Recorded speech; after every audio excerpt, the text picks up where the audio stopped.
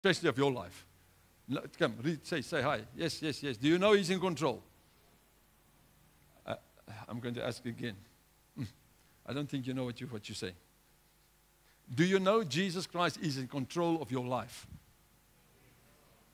Now, why are you complaining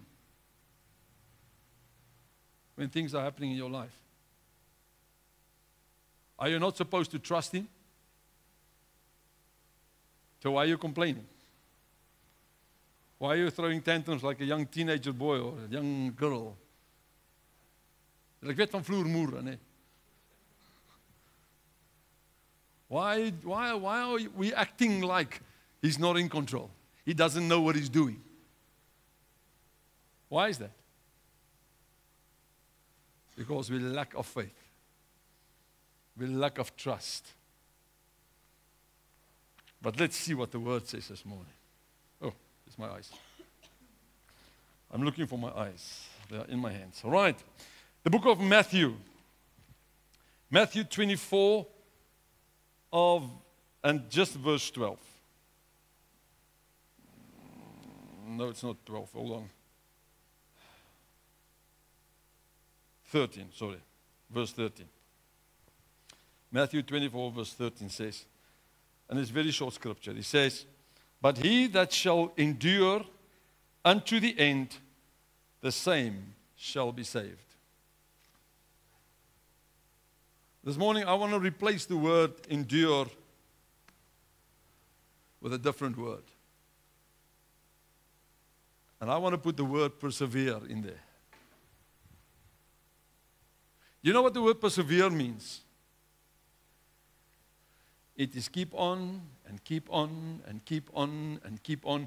If you're feeling tired, you keep on. If you're feeling down, you keep on. If you're feeling you fight, if you feel you're losing the fight, you keep on. If you feel you're not getting anywhere, you keep on. If you feel your power is failing, you keep on.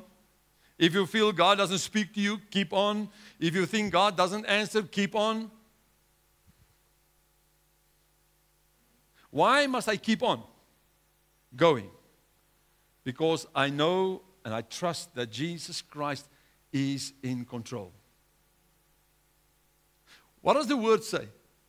He is the author and the finisher of my faith. Why will He let you down? Why will He let you go in any stage of your life? Do you think He's a man that He can start journeying with you and then halfway down the line he's no, she doesn't want to, or he doesn't want to put everything in. Let me leave her. Do you think that's what Jesus Christ is doing? No, He's not.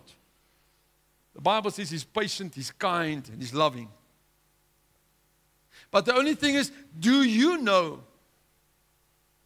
that whatever you go through in life, and yes, that go through in life can have many faces. And so many times, pardon me, so many times, you and I, and let me ask you a question. How many of you have said these following words to the Lord in your prayer? Lord, show me your character. Lord, teach me your ways. Lord, I want to get to know you. Have you spoken these words? Have you said to the Lord, Lord, I need to know you as my Father. I need to know you as the healer. I need to know you as the provider. Have you asked Him that? Now guess what? If you ask any of these things, how is He going to teach you those things? He's going to send you a teacher. And let me ask the favorite one that nobody wants to know or to acknowledge. Lord, teach me patience. You remember that one? And then what does God send you? He either sends you a boss or a colleague, or He sent a family member, but He's sending a teacher all along your way to come and teach you patience and long suffering and all of these things that we've asked Him. And then when these things are starting to happen to us, we start rebuking Satan. In the name of Jesus. And Satan sits there and says, hey, why are you speaking to me? I'm not involved in this party. But I'm getting rebuked. Hey, I'm not guilty on this one. And then we go on fasting and praying, and then we go into spiritual warfare. And Satan doesn't know what to do with you because he's not even close to you. He's not even there in the picture. Because God is busy teaching you, and what you don't realize is actually answering your prayer. Oh no, God doesn't answer those prayers. You know, He only answers the prayers, Lord, give the give me club. You know, what did Jimmy Abbott always say? Give me, because my name is Jimmy. You know, God only answers those kind of prayers. He doesn't answer those prayers, Lord, teach me patience and teach me love. Have you asked the God teach you love? And He sends someone along your way that is almost unlovable. And you don't know how to handle this thing. What is the trucksvy in Engels? Kom Engels. A trucksvy. A prickly pear, that one. Nee. And then He sends you someone that's like a prickly pear. You don't know how to handle it. You don't know. And the more you pray, the worse they become. Have you had those challenges in your life? And then we find ourselves surrounded in circumstances that we, Lord, how now? What now? How do I handle this? And then we find ourselves in a place where, and tell me if you had this before. Lord, where are you? Lord, I don't feel you in these circumstances. Do you really love me? Do you really care about me? Because I don't see your hand. All I see is just these arrows and everything's going crazy around my life. And where are you? I don't experience you to be close by. I don't experience you love you. And you said you will protect me. Lord, what's happening? And then we start throwing tantrums. And then we're going crazy. And then you start blaming Him, accusing Him. Lord, I'm sacrificing my life and I do this for you. And look what I get. What did you get? You get your prayer to be answered. No, not that kind of an answer. You know, we want answers what we want. You know, there's a saying that says, it is not what you want, but it's what you need to hear. And unfortunately, the church is now there where they want to hear what they want to hear. They don't want to hear what they need to hear. Because when you need to hear something, the Lord is going to shake your foundation a bit. But you see, it's when you endure and when you persevere in all these circumstances that you will. And you know what? I've never seen a soldier. Well, when I was in training, yes, I did see them crying. Because these mama boys, you know, they can't call home. Mama, help me. No, they can't call mama to help. Because the training was forcing them to leave mama's, what do you call it? Yeah, you know, that apron. The training was making you to grow up. And let me ask you, and now I'm going to ask another question.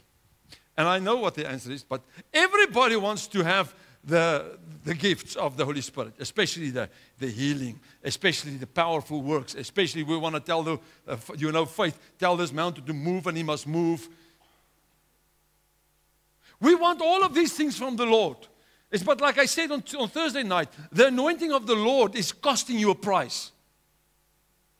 And to get to that place where you will have all of the gifts and all these things, you are going to face trials and tribulation. You are going to face an examination. You cannot pass an exam if there was not an examination. You cannot have a testimony unless there was a test. So why is the church always complaining about the tests? We all want to have the testimonies, but nobody wants to write the tests. And you asking the Lord, Lord, I want to go to the next level. Well, let me tell you, every new level has got a new devil. And it's a bit stronger than the previous one. And his modus operandi is not like the previous one. Everything is brand new. Now you have to start, Lord, how do I handle this thing? Yes, you wanted to be elevated, and God elevated you to the next level. No? Why are you throwing a tantrum now?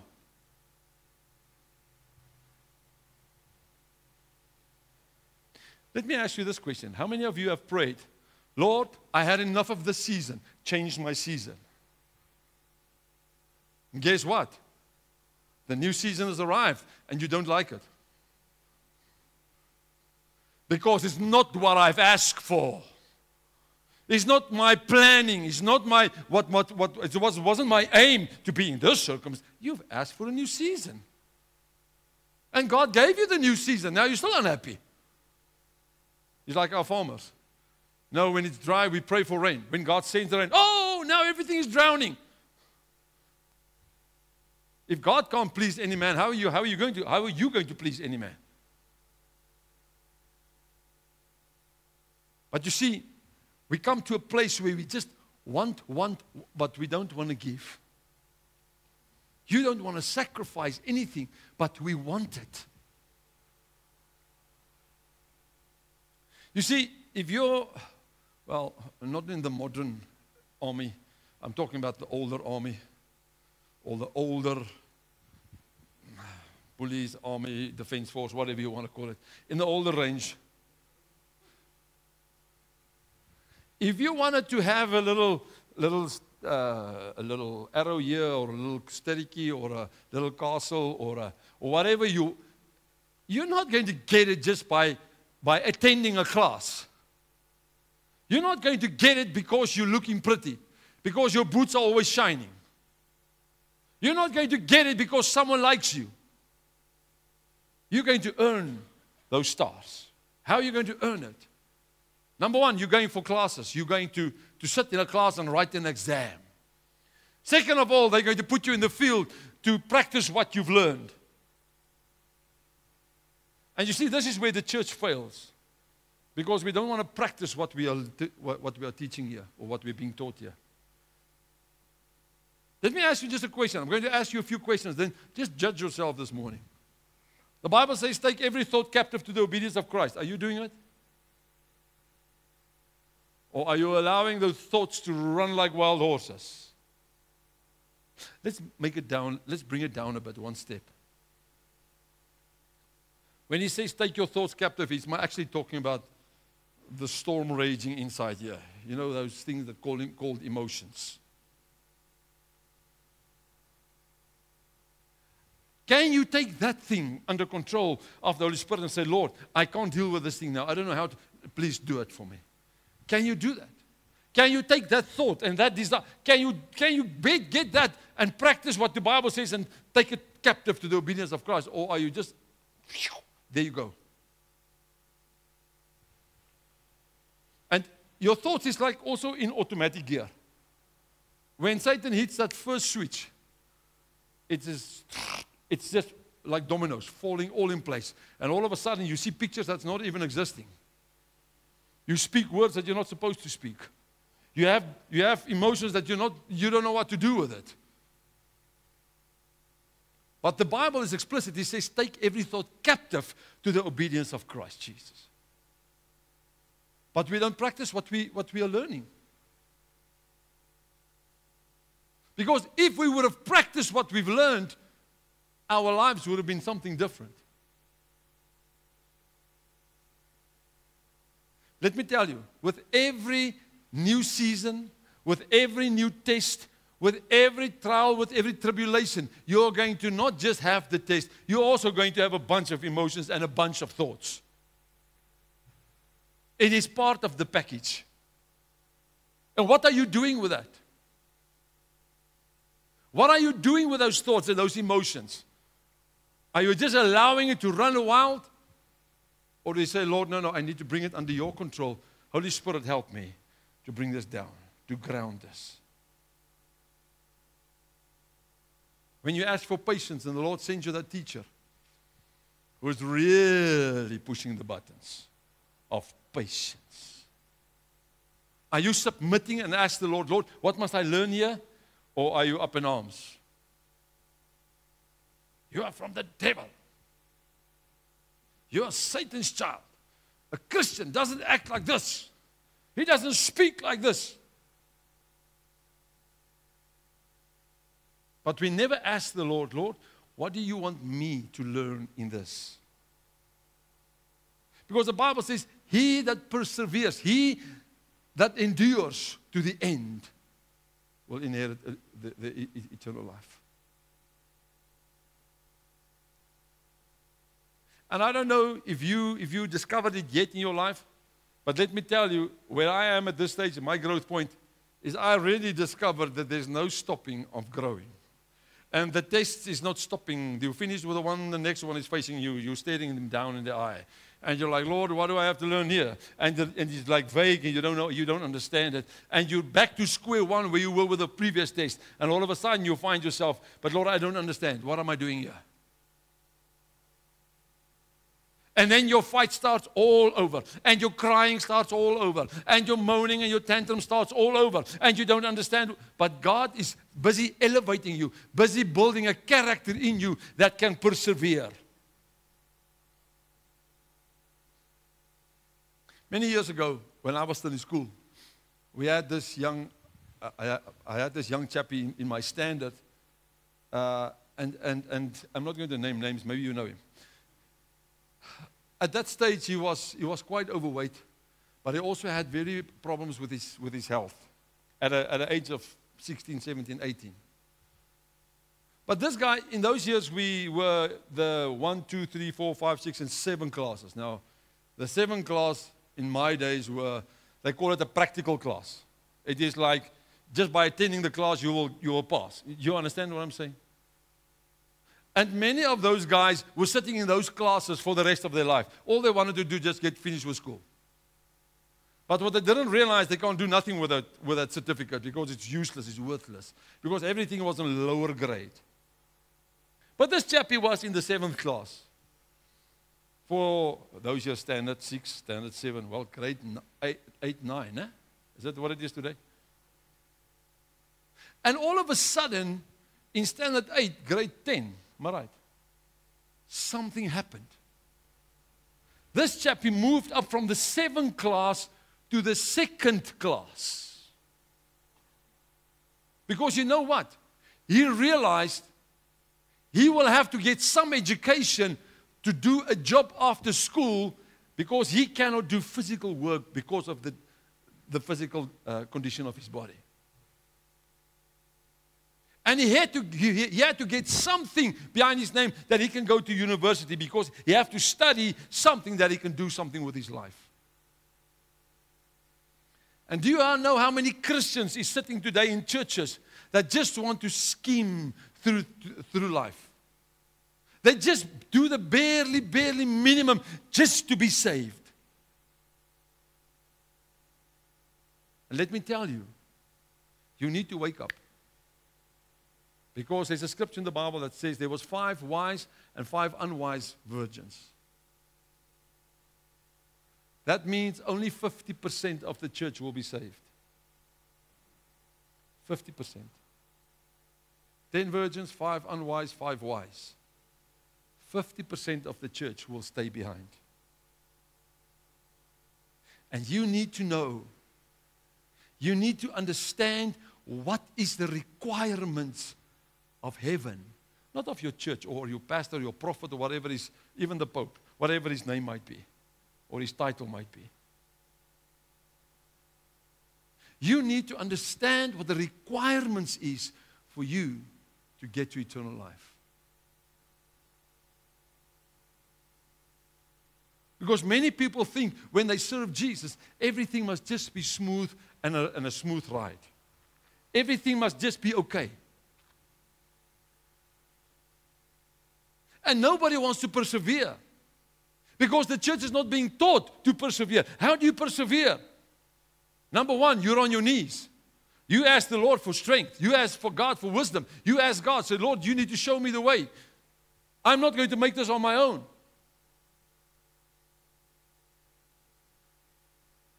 If you're not going to persevere through all the trials and tribulations and the tests of life, you're not going to make it, I can promise you now.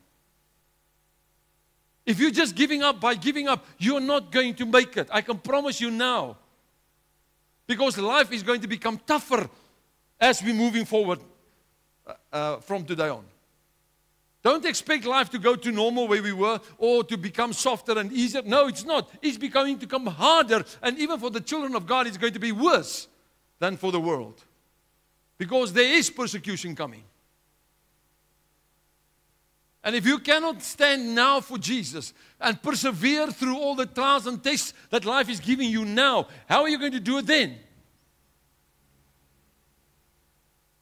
If you cannot handle yourself now before the Lord and say, Lord, I need to have the helmet of salvation. I need to have the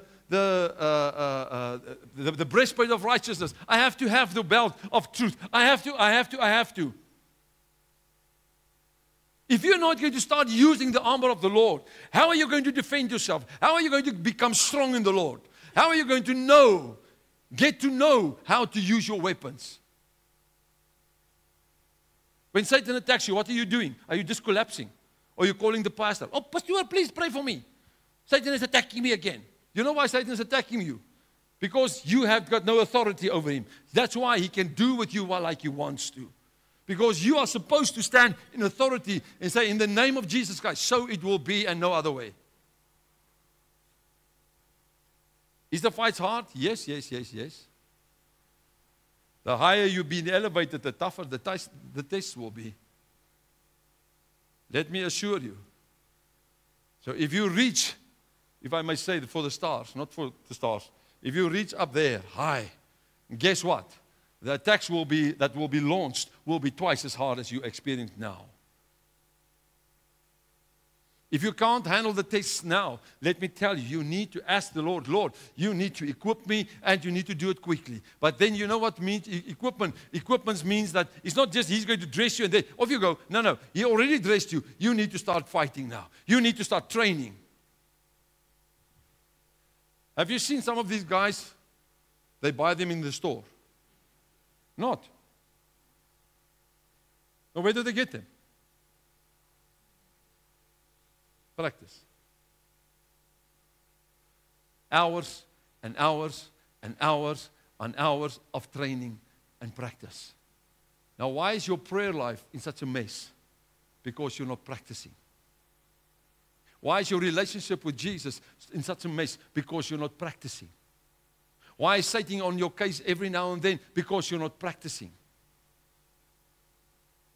And when the tests come, are you standing fast or are you crumbling? If that test arrives, what do?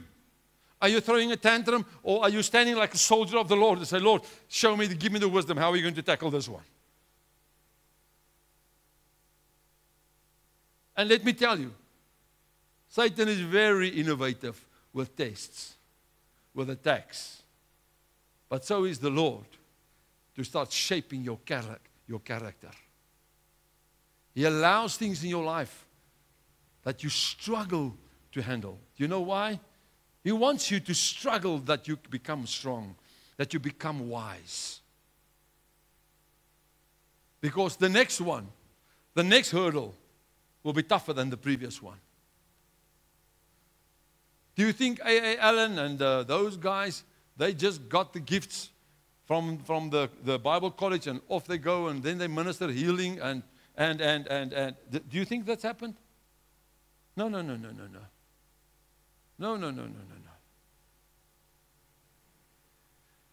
I say again, you cannot have the ministry without the experience. Nobody, even in this life, can have a position in a company if they don't have the experience. Why is God different than this world? You cannot become an intercessor if you haven't been trained and if you haven't been called to be an intercessor. You cannot be a counselor unless God has equipped you to be a counselor. Never mind to stand behind the pulpit. But all of these things, all of these servanthoods in the kingdom of Christ, ask one thing of you. And that is to set an example. Don't just say, you live.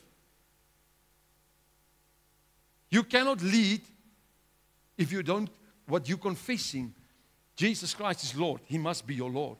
And people must know that He's your Lord. If you're confessing, Lord, I put my faith in you, then people must know that you put your faith in Christ. They must see the evidence in your life.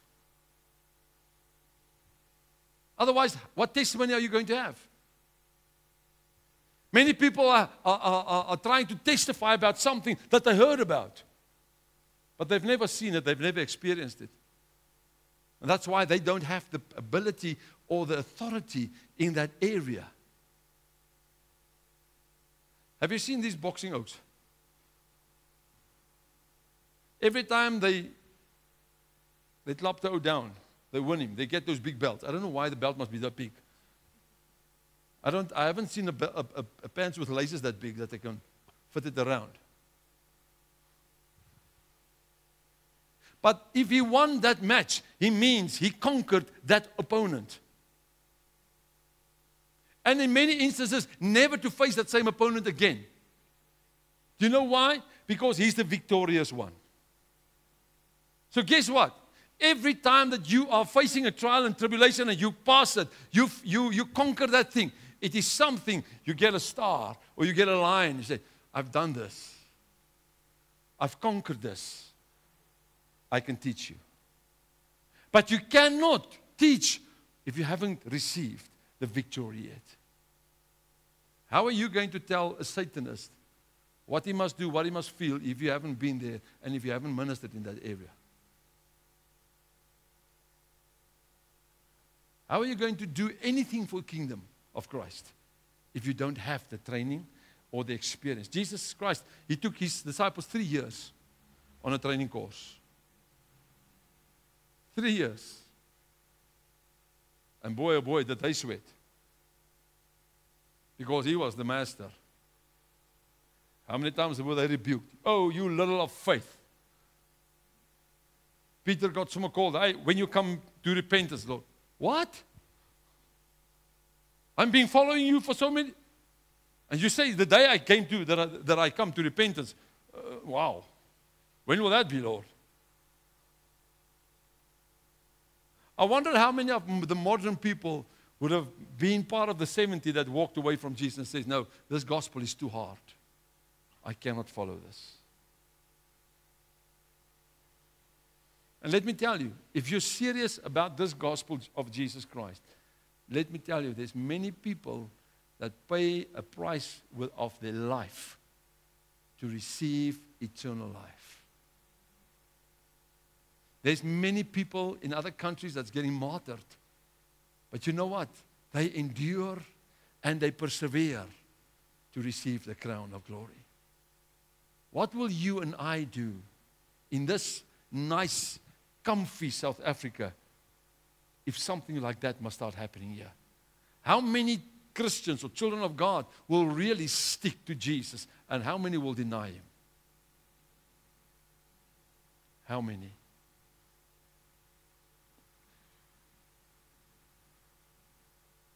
If you don't persevere through the tests of this life, I can assure you, you're not going to persevere to receive the crown of glory, the eternal life. You're not. You have to push and push hard. Let me tell you, if you're seeking healing, you seek hard after it. If you seek deliverance, you need to seek hard. And you don't stop your deliverance time until the Holy Spirit tells you, now, I'm done for you for now. Let me tell you, for now. He's not done with you forever, now. Because just around the corner, there will be something else that He needs to deal with. But how many people are really pushing and pushing hard to be delivered from life and all this nonsense?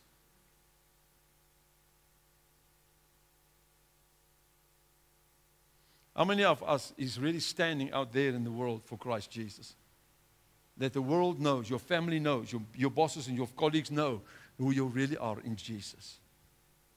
Do they really know who you are? Are you persevering in your faith? Are you enduring all the things that they are whap, whap, whap, whap in your ears, gossiping about you? Are you persevering and pushing through all the attacks that people are putting on you, all the arrows that's being shot at you? Are you persevering? Are you enduring it? Life is not fair. So please stop with all the excuses. Life is not fair. But let me tell you, the Lord will use every, what is the word? Every, there's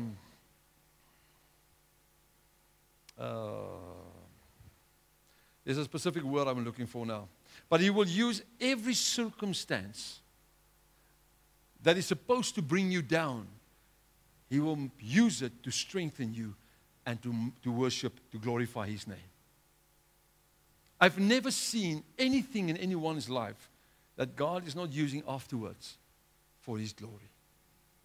Because why is there tests? That we can glorify Him. That we can endure, that we can pass the test, have the victory, but have the glory for Jesus Christ. Why? Because we do it in His name and in His strength, in His ability. But can you do that this morning? Can you stand in your tracks and say, Lord, I'm not going to move? Although there's people wara in your ear and whispering here, whispering there, and push you to go in a direction. Are you going to stand fast, endure, and persevere to get the crown of glory? You know, the Bible also says an unstable man, or a double-minded man, a double-minded man is unstable in all of his ways. Do you know what it means? If you are double-minded, you cannot serve Christ, you cannot serve Satan. You have to want, you want both. And then the Bible says your whole life will be, you will give where you're not supposed to give, and you will receive where you're not supposed to receive, because you'll be corrupt. You're unstable. Nobody can trust you. Nobody can rely on you. Your word is not your word. Your nay is not your nay, and your yes is not your yes. Are we walking upright for Christ? In spite of everything. In spite of threats. Have you received threats? There's many kinds of threats. It's not just for your life. There's all sorts of threats in this world. Have you endured through it? Have you pushed through? You see, everybody wants to have the gift of faith. Do you know what the gift of faith means? That's what Jesus says. Tell this mountain to move and it will move. But what is that going to cost you to have that gift? He's going to put you in the impossible situations where only He and He alone can fix it. That's how He's going to teach you faith in Him. If you think you have faith in Him, let me tell you, you don't have faith unless you walk the road of Job. Because Job has lost everything, and yet he said, still, I will trust in God. He's my Redeemer. Can you do that? Can you confess that after you went through whatever you went through without blaming Him? And did you know what's the nicest thing for me that I've read about Job? Is the Bible says he didn't dare to open his mouth against God. So that means he didn't throw a tantrum. He didn't accuse. And then we take his words and we put it on our funeral leaflets. The Lord has given and the Lord has taken. No. You must understand Him. My God's not a murderer. He's not killing people. So please don't write it on your funeral leaflet. Go and read what the Job actually says there.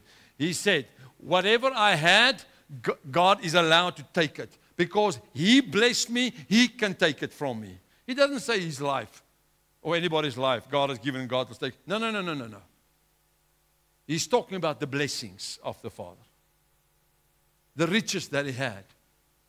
God has given it to me, and it was God's prerogative to take it away. That's why everything He had, He knew it was God's.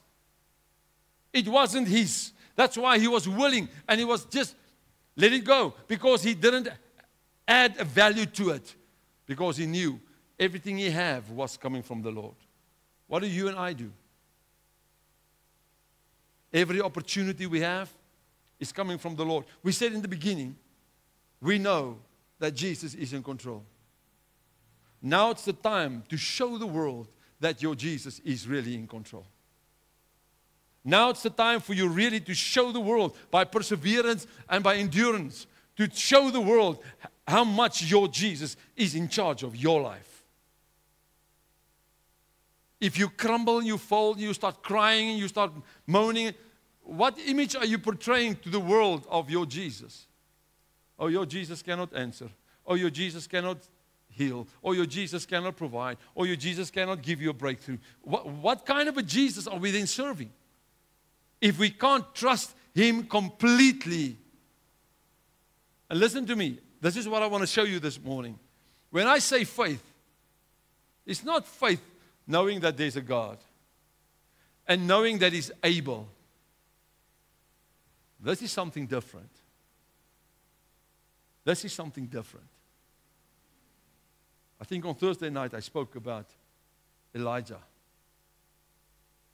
and the fire. You see, Elijah had this relationship with the Father, that he knew whatever, he says, whatever he asks, the Father will give it to him. That's why he was, and when I read that scripture, I passed it to you, remember what he says. He mocked the unbelievers, those 400 Baal prophets. He mocked them because they were dancing and dancing and dancing and no fire. And then he started mocking them. Say, cry a little bit louder. Maybe he's on holiday. Maybe he's asleep. He mocked them. Why? Because he had the assurance in him that he's going to ask now, Father, fire. He knew it was going to happen. That's the kind of faith I'm talking about.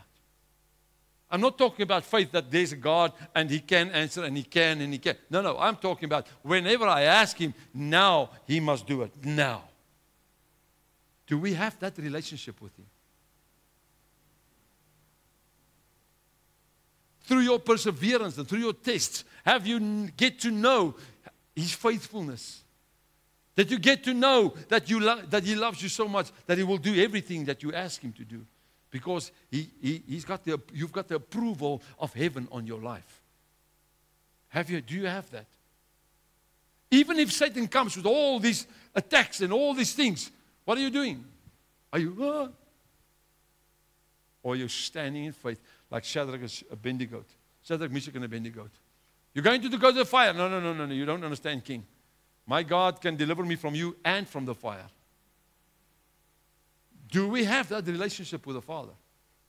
That we really trust and know that what I'm going to ask Him now, that He will provide and He will do. Because my character has been formed because of my endurance, of my perseverance in Him. I've grown in Him to get to that place where when I ask and when I speak, He answers. Do you know that? Do you have that? Let me tell you, faith is not just receiving, it is acquired. There's some training. There's some testing. Everybody wants to pray for the sick and be healed. There's a training course and there's some testing. There's some practicing. Like this friend of mine. He raised 46 people so far from the dead. But you know where he started practicing? One of his friends had a morgue. He went to the morgue and prayed for the dead.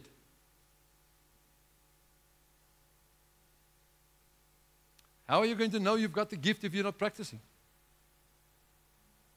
How are you going to know? How are you going to grow if you're not practicing?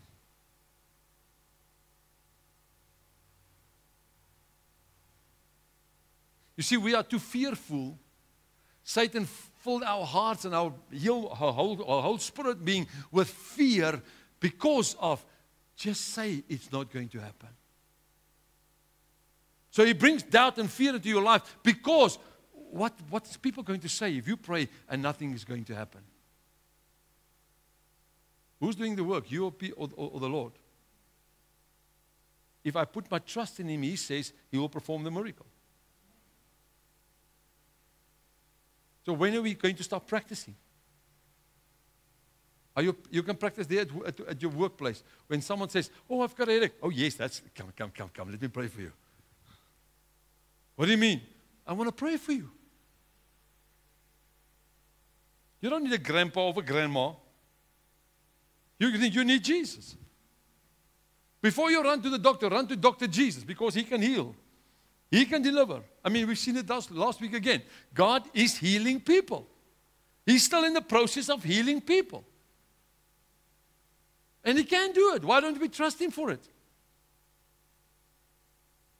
I hate it when I pray for people and I've asked them, and they said, oh, it's better. No better. It must be gone.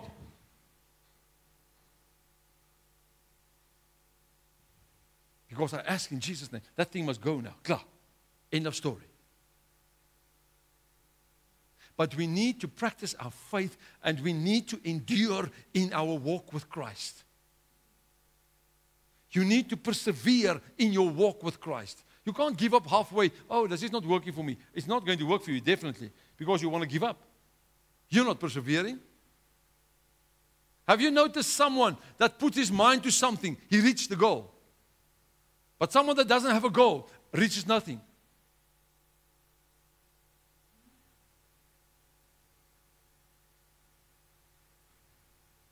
It's time for the church to say, Lord, I don't care what it takes. I don't care how long it takes. I'm going to put my mind to this and I will persevere. And whatever I have to endure along the way, I'm willing to sacrifice to endure. And stop moaning about your circumstances, about the trials and the tests that you have to pass. Stop moaning. Start getting in the attitude of a soldier. Say, Lord, whatever, this is a fight. I'm ready for it. Let me. I don't know how. I've got no plan, but I rely on you.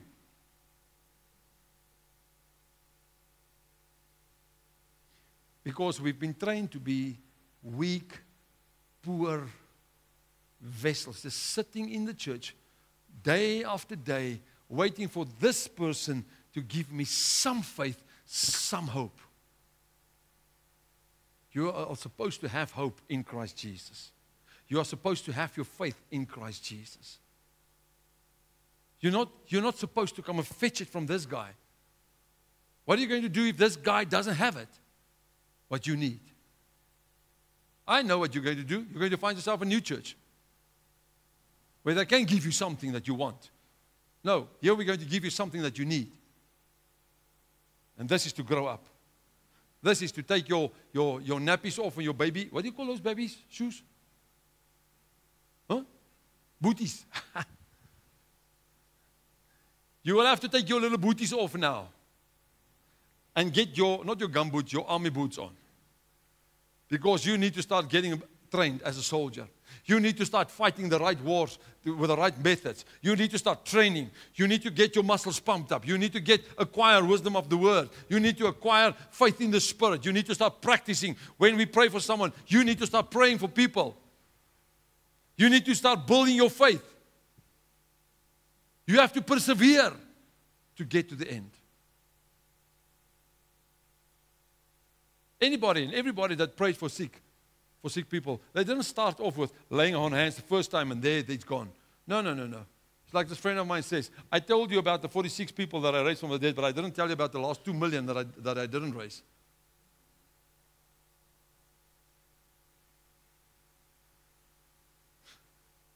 You have to trust God to do what He wants with you.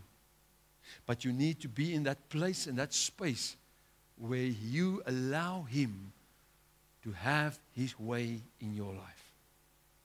And when He sets your life, your course on a direction, then you need to start persevering in that course. We are close to the end of times. I suspect in the next year or two, things are going to drastically change in the world. And you're not going to like it, I can promise you. If you cannot persevere now in your faith, in this test that you are facing now, how are you going to persevere in the test that's about to start for the church? I mean, there was the other day, I heard about the walk. I mean, in our own country, they wanted to start regulating us, the preachers. What are you going to do if they do? And we cannot preach. Well, God help them. I'm preaching what God says I preach. But what are you going to do if you're not going to get to know the Word of God from the pulpits anymore? But you're going to get a far-fetched story, a feel-good gospel, what the government says you need to preach. What are you going to do then? One thing that you don't realize is the early church. How long do you think the lifespan of a leader of the early church was? About a week. Then the next one has to take his place. And after a week, they had to find a new one again. Because they were martyred. They were searched. Because even Paul was the persecutor of the church. He was one of them who killed the leaders of the church. What are you going to do if you are now up for the leadership? What are you going to do? And you know your life expectancy is weak. 1 week. You're like a fly all of a sudden. Expiry date within a week. And if you're lucky, you can maybe reach 2. What are you going to do then? Are you going to become the leader of the church? Even knowing that your lifespan will shorten drastically?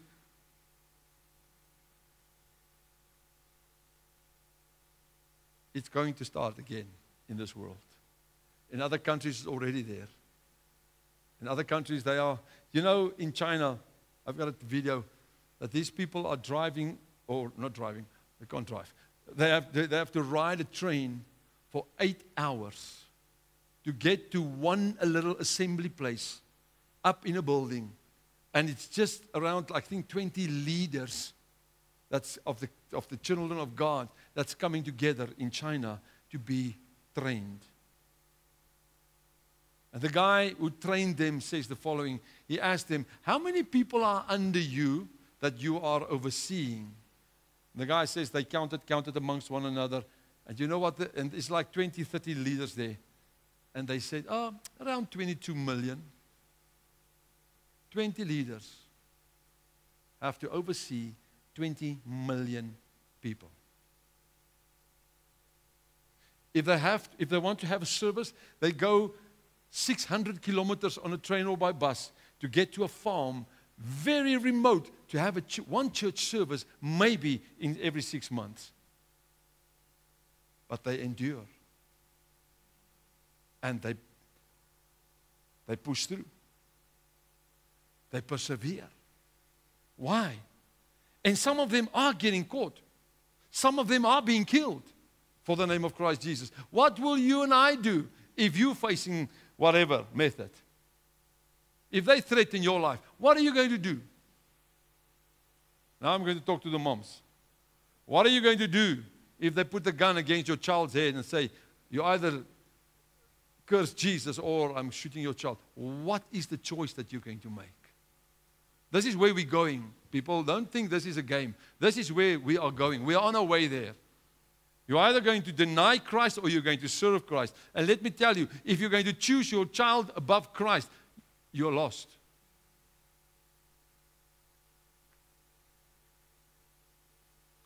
If you do not persevere to the end, you're not going to receive the crown of glory.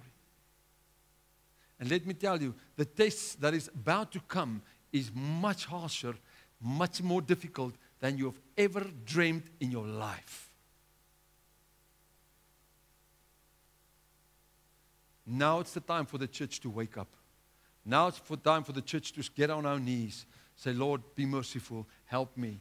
Help me to grow my character to such a degree that when I get to a trial or an obstacle, that I can, what does Paul say? Count it all joy. What kind of a joy do you have? The joy of Christ. Why? Because I'm not looking at the circumstances. I'm not looking at the test. I'm looking at Christ. Because He's the author and finisher of my faith. He will carry me through. He will give me the strength. Where do I read it? The Bible says in the last days, they will take you to court. And then the Bible says the following. Listen to what He says. He says, do not worry what you will say in that day. Because in that day, it will be given to you what to say. What does it mean? He will provide the words. You don't have to stress, but you need to have that attitude. You need to have that relationship. You need to have that ability to hear the voice of the Holy Spirit. You need to have already progressed in your spiritual life. The time for playing church is done. Let me tell you, the time for sitting in pews Sunday after Sunday and there's nothing happening in your life, it's done. If you are not going to take serious action in your life regarding your life, let me assure you, you are going to not make it. Because now is the time to be sold out to Christ. And you know what? Everybody likes to wear these little straps or bands or whatever you want to call it. What would Jesus do? I'll be scared if I wear that thing. Because Jesus do all the things that the humans wasn't prepared to do.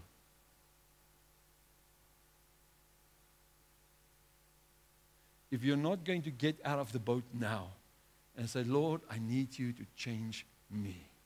I need you to fix me. You're going to have a big problem. Let me tell you, there is churches and churches and churches and churches, millions of churches over the world with people sitting like us this morning, but doesn't have the privilege of hearing the truth. They're getting some kind of a messed up message. Some kind of a philosophy, some kinds of a psychology, some kinds of something to make you feel that you're a good guy or a good woman. But they don't preach Jesus. And the Bible says now is the time when the Spirit of the Lord speaks to open your ears and to hear what the Spirit of the Lord has to say for the congregation. And it's not good enough to sit here Sunday after Sunday and just open your ears and hear, but you don't listen. It doesn't drop. It's going in here and out that side. And you know what's the saddest part of it all is? We think there will be a day that we will have the 11th hour in our life, like my dad had. It's not everybody that's got that 11th hour to fix their life just before they go. It's very little people that has got that opportunity. Most people go at a time that they didn't expect it. I just heard this morning about someone dying Friday. Drove his car right into a truck. Finished. End of the line. Maybe he was busy planning on getting this weekend. What is he going to do this weekend? Never get to the weekend. How many of us will be sitting here next year? None of us has got the guarantee of tomorrow. We need to live every day as if it is our last day before Christ. You need to be ready when He calls you, that you are ready to go. And then there's a song that many, many years ago that they sang. Someone wrote it. It says, will I go empty-handed to face the Lord? What will you take unto the Lord when you get there? Do you have some people that you're taking with you? Did you win some souls? Did you pray for people? Did you pray for the sick? Did you encourage people? What did you do for the kingdom in this world? Because you can't do nothing for the kingdom in the next world, because it is the kingdom. The kingdom of the world the kingdom of God needs now to be saved for the kingdom of heaven one day. What are you going to do now for Jesus in this life? And let me tell you, everybody wants to have a disciple. Like Paul says, I've got disciples. But what are you going to teach your disciple about your faith? Can you show your disciple the road by actual walking the road with him, teaching him and showing him what you're going through in life? Be transparent, knowing that God will provide. Or are you teaching him with your mouth, but you have got no physical evidence to teach him? What do you have?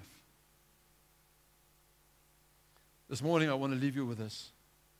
It's time for you and me to get off our lower backs and say, Lord, we need to endure. We need to persevere in this world to be able to reach the other one. Because if you're not going to persevere now, you're not going to grow. And if you do not grow, you're useless to the kingdom of heaven. Because God doesn't want you to pray. I call it the liewe Jesus agteer gebedjies. You know those childish prayers. Liewe Jesus. No, He wants you to come start praying prayers of authority. In the name of Christ Jesus, I command this. And that childish prayers cannot bring anything to fulfillment by commanding. You need to have authority in the Spirit to start commanding. You must come on Thursday nights to see what the Lord is doing here. God is releasing people, setting people free, breaking chains. He's doing the awesome stuff. But bring your picnic basket if you come on a Thursday night, because the service is quite long. We start at 7, and last Thursday we went home at 2 o'clock in the morning. So bring your picnic basket with. You're welcome. You can have your early breakfast more in the church. It's like Scala said this morning. We finish very early on Thursday night, early Friday morning.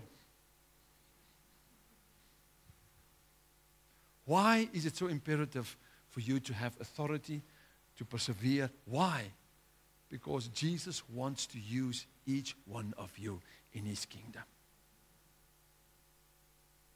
Everyone, not certain few. These few can only do a certain amount of things. Imagine, when Jesus was in this world, He could only gather 12.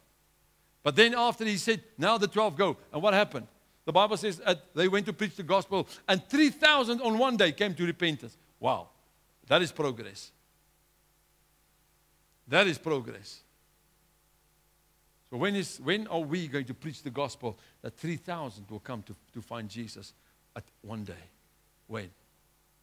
Because the church became lukewarm, sitting in pews Sunday after Sunday, just sitting and relaxing and receiving a nice sermon. And may God help this ministry that you will never receive a nice sermon, but you will have every time a sermon that kicks you off your chair and get you to wake up.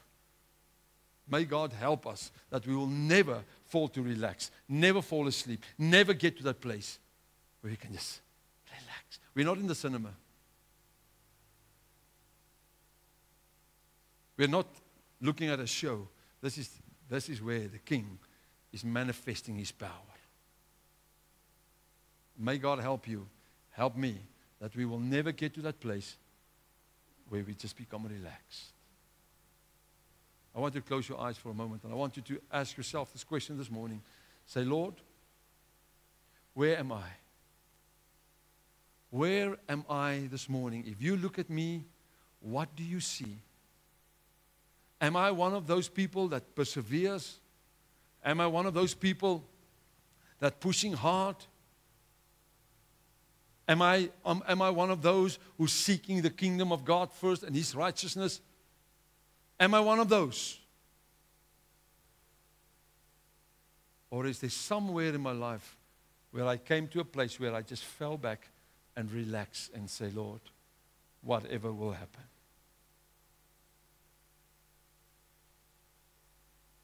This morning it's time for you to say, Lord, that I don't have in my life, I pray that you will add that to my life. That perseverance, that endurance. Lord, if I don't persevere in life, whatever situations I might have faced, whatever I might have faced, and wherever I failed because I didn't persevere, wherever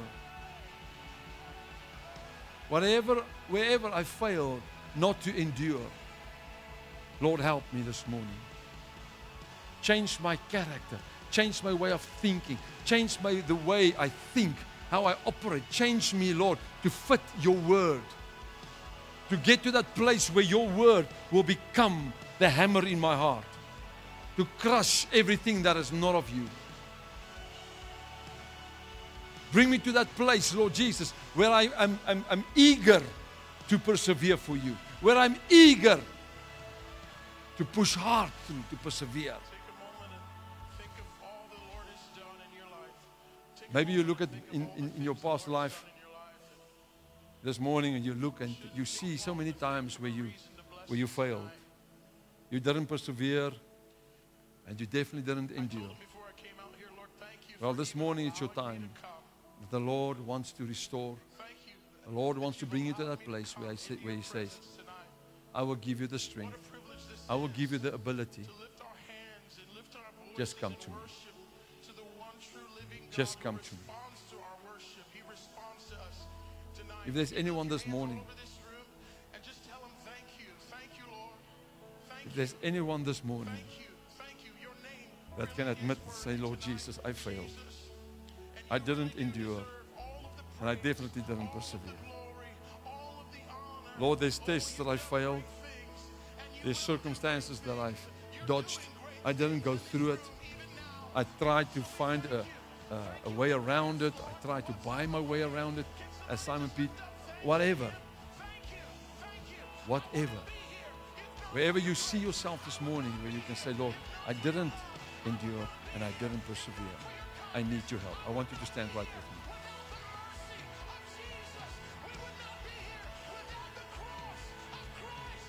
Thank you, Jesus. Thank you, Jesus. Father, I pray for each one who's standing this morning. You know their hearts. You know their thoughts. You know their desires. You know their weaknesses. You know their strengths. You know everything about each one of us. You even know where we failed, why we failed. Father, sometimes situations looks for us, they just become too much. Because we try to attack it and we try to handle it in our strength, in our ability. Instead of relying and trusting on you for your wisdom, your power. Therefore, this morning, Lord Jesus, we stand before you and we ask that you will help us to get to that place where we can find the endurance to endure the tests of life, to endure whatever is coming our way. Thank you, Father, that whatever we have to face, for you to build our character, to use, for you to use that to strengthen us, to bring us, to give us that ability to fight harder for the next one, Lord Jesus. I pray this morning that you will secure in each life this morning that they can say, like Paul says, I fought the good fight. Father, we cannot fight the good fight unless we endure, unless we persevere, unless those teachers that you put in our lives, that we endure that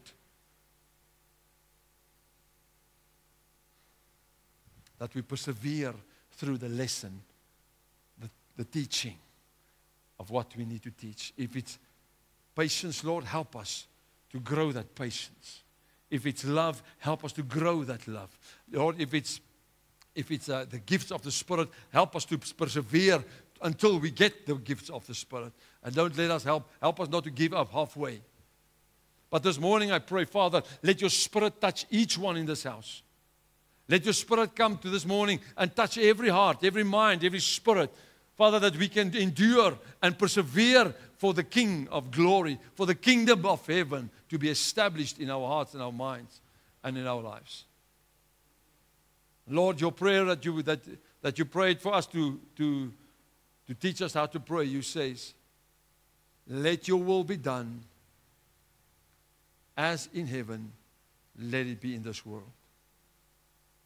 Father, I do not think sometimes we understand what's happening in heaven, because heaven obeys. Heavens submit. Heavens conquer. Heavens, there's no defeat. In heaven, there's nothing that cannot be done. Everything is possible for those who believe in Christ Jesus. Father, I pray, let your kingdom be established in our lives. Let your kingdom be built in our hearts. Give us that rock solid foundation, Jesus Christ, to build on.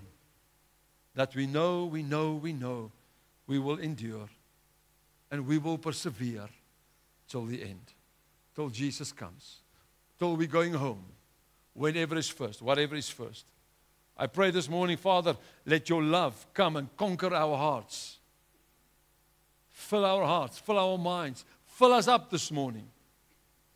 In Jesus' name. And we bless you in Jesus' name. In Jesus' mighty name. Amen. You may take your seats.